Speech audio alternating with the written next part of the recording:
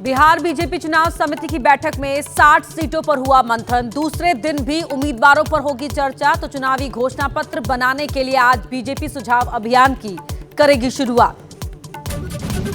चुनाव आयोग की टीम के बिहार दौरे का दूसरा दिन। सीईसी ज्ञानेश कुमार आज राज्य के चुनाव अधिकारी, मुख्य सचिव और डीजीपी समेत दूसरे वरिष्ठ अधिकारियों के साथ करेंगे बैठक। रक्षा मंत्री राजनाथ सिंह के सरक्रीक पर दिए बयान के बाद खौफ में पाकिस्तान। आनन फानन में पाकिस्तानी नौसेना की कराची बंदरगाह के पास अरब सागर में मिसाइल फायरिंग ड्रिल की तैयारी। कफ सिरप से 16 बच्चों की मौत के बाद एक्शन। एमपी, राजस्थान, तमिलनाडु और केरल में कोल्ड ड्रिंक सिरप पर बैन। छिंदवाड़ा में दवा कंपनी के खिलाफ केस दर्ज। दवाई लिखने वाला एक डॉक्टर अरेस्ट।